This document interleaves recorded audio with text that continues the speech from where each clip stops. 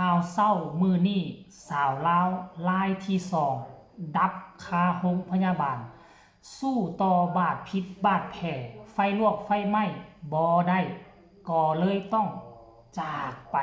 ถือว่าเป็นข่าวให้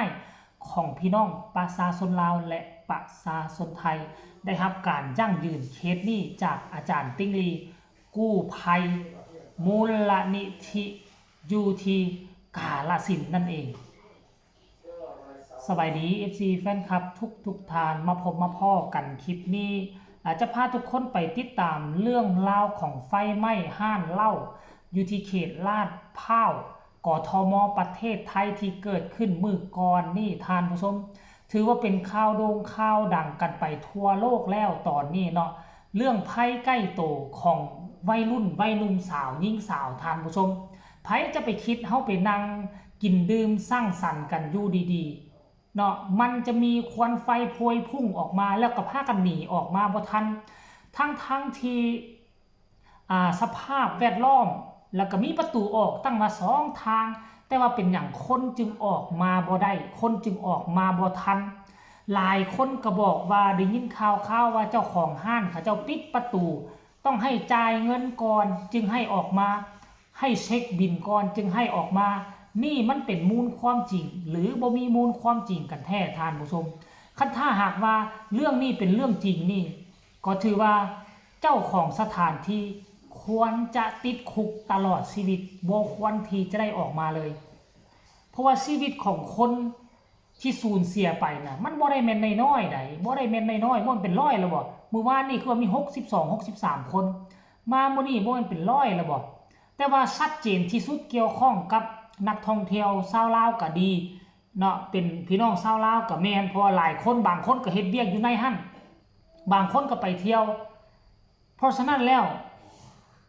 โอ้คนลาวเฮาก็น่าจะมีหลายเกือบเป็น10หุ่นที่บ่ท่านผู้ชมมีทั้งหญิงทั้งชายแต่ว่าเคสที่ได้รับการยืนยันแล้วเคสทำอิฐที่เป็นผู้หญิงชาวสวรรณเขตก็คือเสียชีวิตตั้งแต่มื้อนั้นเลยเนาะมีเอกสารยั่งยืนแล้วแล้วก็เคสที่2คือน้องอุ้ยนั่นน่ะน้องอุ้ยนั่นก็คือยังบ่ทันเสียชีวิตเทื่อก็เลยว่าเอาเดินทางเอาไปปิ้นไปปัวอยู่ที่ห้องหมอหลังจากนั้นก็แม่เพิ่นมารับเอาบ่แล้วก็เอาไปปิ้นปัวต่ออยู่ไสนอกบ่นี่เนาะเอาไปปิ้นปัวต่ออยู่ทางนั่นน่ะจันทบุรีบ่ท่านผู้ชมทางอาจารย์ติ้งลีเพิ่นออกมานะออกมาเคลื่อนไหวเห็นบ่นี่เอาไปรักษาอยู่ที่ชลบุรีท่านผู้ชมเอาไปรักษาอยู่ชลบุรีน่าจะเป็นน้องอุ้ยหั่นแหละน่าจะเป็นน้องอุ้ยนี่นะ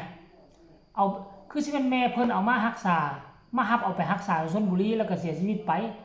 เนาะตอนนี้กำลังส่งให้หน่วยพิสูจน์หลักฐานอยู่พิสูจน์หลักฐานเรียบร้อยแล้วก็ที่ส่งคืนให้แม่เพิ่นนำศพนำหางกลับมาที่ประเทศลาวนี่นะแต่ว่า59 นาทีที่ผ่านมานี่ทั้งอาจารย์ติ้งลีได้ออกมาโพสต์อีกแล้วเพื่อเป็นการยั่งยืนเด้อผู้ประสบเหตุไฟไหม้ผับหญิงสาวชาวลาวอีก1 รายเห็นบ่เสียชีวิตแล้วอีก1 รายนั่นก็หมายความว่าหญิงสาวชาวลาวนี่เสียชีวิตเป็น2 รายแล้วที่กำลังจะนำส่งกลับคืนไปที่สปป.ลาวท่านผู้ชม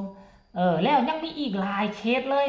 ยังมีอีกคนนึงก็เป็นคนลาวกันห้องให้ไปให้สัมภาษณ์ว่าน้องชายตอนนี้ติดต่อน้องชายบ่ได้น้องชายอยู่ไสขอให้พบขอให้เจอขอให้เห็นอยากได้น้องชายกลับบ้านว่าซั่นเด้อาจจะบ่มีชีวิตอยู่แล้วแต่ขอเอาเท่ากระดูกกลับบ้านหาพ่อหาแม่ก็ยังดีท่านผู้ชมเหตุการณ์นี้นี่โอ้ถือว่าลาวกับไทยนี่โดนหนักกว่าหมู่ได้ทุกคนเอ้ย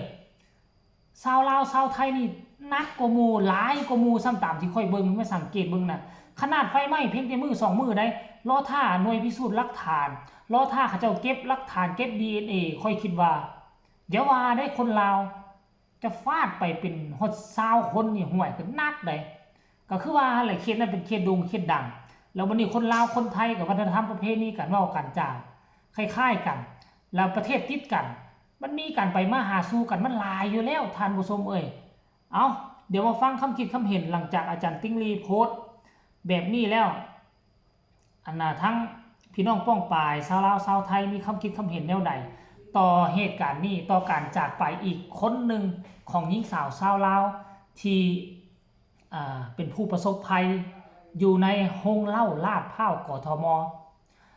ถ้าอาจารย์ติ้งลีก็ได้มาคอมเมนต์ตืมว่าบ้านนาไซทองนครหลวงเวียงจันทน์โอ้คนผู้นี้เนาะคนที่สองที่ว่าเสียชีวิตไปน่ะอยู่บ้านนาไซทองนครหลวงเวียงจันทน์เมืองนาไซทองเด้อทุกคนเด้อเมืองนาไซทองกับทางออกนครหลวงเวียงจันทน์ที่จะเข้าไปสู่เมืองพลโฮงเข้าไปสู่หลัก52เมืองพลโฮงแขวงเวียงจันทน์แล้วออกไปสู่วังเวียงเป็นประตูขึ้นสู่ภาคเหนือบ้านนาไซทองนครหลวงเวียงจันทน์ยืนยันแล้วทุกคนเอ่ยมีหลายคนบอกอาจารย์ว่าซั่นเด้มีหลายคนบอกโอ้ท่านผู้ชมก็ถามหลายคนเนาะแขวงนครหลวงเวียงจันทน์ว่าซั่นเด้อยู่บ้านนาเมืองนาทรายทองนครหลวงเวียงจันทน์อยู่บ้านใกล้กันเลยอาจารย์ว่าซั่นบ้านนาเมืองนาทรายทองนครหลวงเวียงจันทน์อยู่ใกล้บ้านค่อยเลยว่าซั่นโอ้หลายคนมาคอมเมนต์อยู่เสียใจกับพี่น้องทางสปป.ลาวด้วยเด้อว่าซั่นตาดีตนเนาะว่าซั่นนี่ขอแสดงความเสียใจนำครอบครัวว่าซั่นนี่ขอให้โลกใบไม้ใจดีกับน้องเด้อว่าซั่นเด้พรเอ้ยว่าซั่นผู้ใดเนาะเรือผู้จากไปนี่ชื่อพรบ่ขอแสดงความเสียใจนำครอบครัวขอแสดงความเสียใจนำครอบครัวผู้จากไปครั้งนี้ขอให้ทุกดวงวิญญาณไปพบภูมิที่ดีขอขอบใจอาจารย์ให้อาจารย์เก่งกาจได้บุญหลายๆเด้อว่าซั่นคอมเมนต์โอ้พี่น้องชาวลาวมาถล่มคอมเมนต์เส้นหลายเลยแหละทุกคนเป็น 2-300 เลยบ่นี่ขอแสดงความเสียใจนำครอบครัวเด้อขอบใจหน่วยกู้ภัยไทยที่นำส่งหางน้องให้กลับบ้านขอให้ดวงวิญญาณผู้เสียชีวิตจงไปสู่ภพภูมิที่ดีเด้อว่าซั่นโอ้โหปัจจุบันนี้ชาวลาวชาวไทยหันหน้าเข้าหากันแสดงความเสียใจบ่ว่าจะเป็นคนไทยบ่ว่าจะเป็นคนลาวหรือชาวต่างชาติล้วนแล้วแต่บ่อยากให้มันเกิดขึ้นท่านผู้ชมไปสนุกสนานไผจะไปคิดว่าจะเป็นวันสุดท้ายของเขาเจ้าเดี๋ยวเฮามาติดตามอย่างใกล้ชิดกันแล้วกันมื้อนี้ว่าจะมีความคืบหน้าอีกบ่จะได้ยินข่าวที่โชคดีบ่เจอแล้วคนลาวรอดชีวิตอยู่ปลอดภัยอยากได้ยินข่าวแบบนี้นะท่านผู้ชมเอ้ยเนาะสำหรับคลิปนี้ก็ฝากทุกคนคนละ1ไลค์1แชร์เส้นเก่าเส้นเคยเนาะแชร์ไปให้พ่อแม่ญาติพี่น้องของเพิ่นอยู่ทั้งฝั่งลาวนี่ได้รับได้ฮู้แล้วว่าเกิดอีหยังขึ้นขั้นกรณีเป็นลูกหลานเขาเจ้าให้เขาเจ้าเข้าไปรับเอาให้มาทวงทันเวลากันแล้วกันขอขอบอกขอบใจกู้ภัยไทยหมดทุกหน่วยโดยเฉพาะโปรเต็กตึงและกับกู้ภัยของอาจารย์ติ้งลีท่านผู้ชมสุดท้ายนี้ก็ได้ฝากฝังเอาไว้ซ้ำนี่แหละท่านผู้ชมลาท่านผู้ชมไปก่อนสบายดี